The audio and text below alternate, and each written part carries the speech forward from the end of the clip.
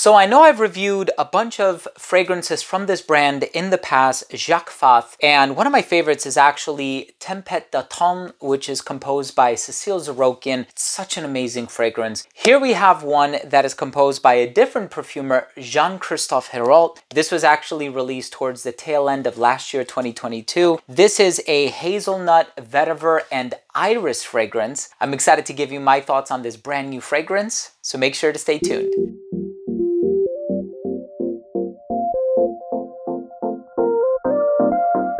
Now, before I begin today's episode and I give you my thoughts on this brand new fragrance by Jacques Fath, this is called Vetiver Gris, and I give you my thoughts on the smell, the notes, the performance, longevity, comparisons to popular fragrances, so on and so forth. I do want to start things off by saying that if you're a fan of fragrance-related content, please do consider supporting the channel by subscribing to it. Hit the bell icon so you could be notified whenever I do upload these daily videos to YouTube. And of course, give this video a thumbs up if you enjoyed it, or if you took something of value from today's episode. It would really mean a lot to me. So this fragrance was composed by Jean-Christophe Hérault, who also worked on Creed Aventus. Now, I think the cat's out of the bag at this point. You know, he is the perfumer who worked on Creed Aventus behind the scenes, and he's also worked on this particular fragrance, which I think is phenomenal. I smelled it and I'm not the biggest fan of vetiver, and I said there's something really special about this fragrance. So you have Java vetiver oil. I think you have a couple different varieties of vetiver if I'm not mistaken, but you also have iris, geranium, neroli, galbanum, hazelnut up on top. It has this really nice combination of starchy, earthy, and sweet. It's a beautiful fragrance, and I think it's a masterfully done composition. So I'm very excited, obviously, to be reviewing it for my subscribers. I'm going to tell you all about the smell and how it evolves on my skin, and if also I can compare it to any other popular fragrance. But let's start things off with a quick look at the presentation.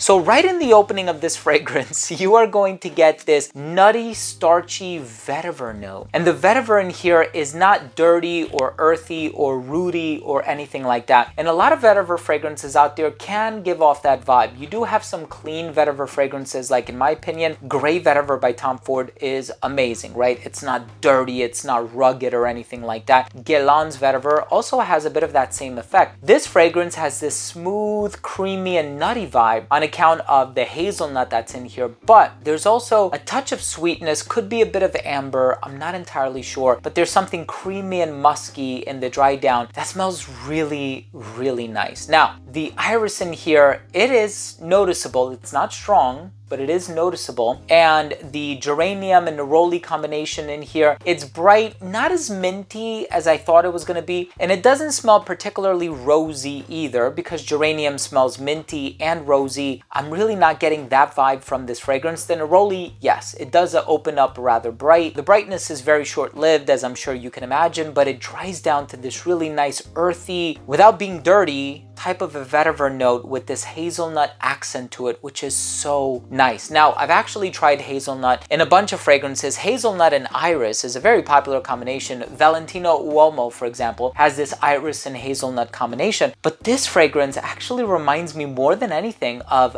Bal d'Afrique by Byredo. Now, that's a fragrance that I never quite purchased. I always enjoyed it. I did have some inspirations or fragrances that people would have compared to it. So I'm very familiar with how it smells, and I had a decant a while ago, but this fragrance does kind of remind me of Bal d'Afrique, but this fragrance is noticeable.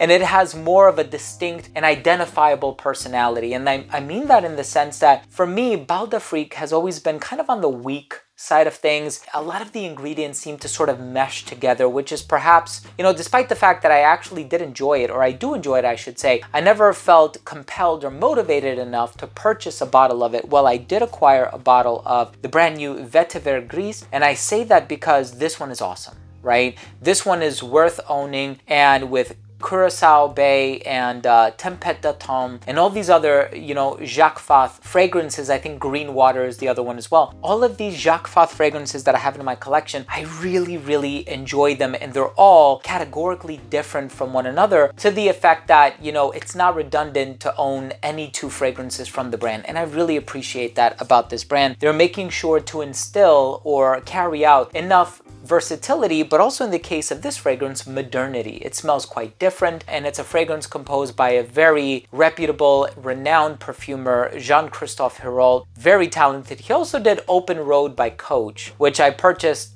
about 2 months ago, and I'm actually really enjoying that fragrance too. But in any case, wonderful release. I hope you have the opportunity to try it out. I'm gonna leave all of the links down below. Not affiliate links. This is not a sponsored video. I just want to make it easy for my subscribers to access the e-commerce. Let's go ahead and finish things off with my overall assessment.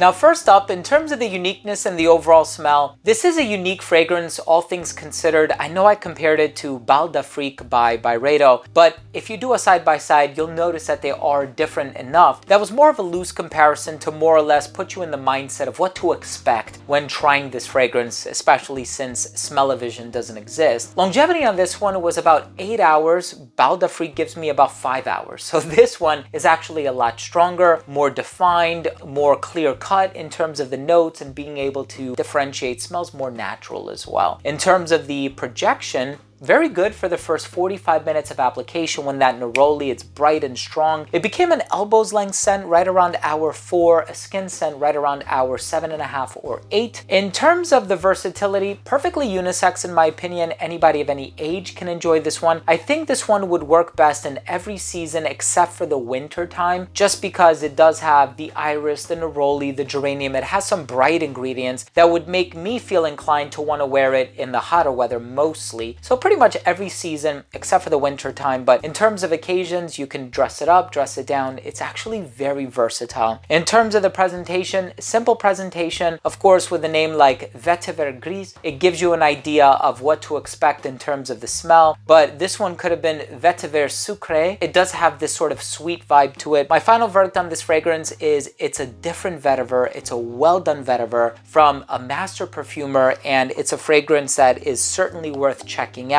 There's quality behind it. The ingredients are top notch, and this brand has a fantastic reputation, and one that I will continue to delve deeper and deeper into. Thank you so much for watching today. That was my review of this brand new fragrance by Jacques Fath. If you own or have tried this fragrance, let me know what you think. Leave a comment down below. If you've tried other fragrances from the brand, let me know what are your favorites. Leave a comment. If you enjoyed today's review, please don't forget to support the channel by subscribing to it. Hit the bell and give this video a thumbs up. Love you guys. We'll see you tomorrow. Bye.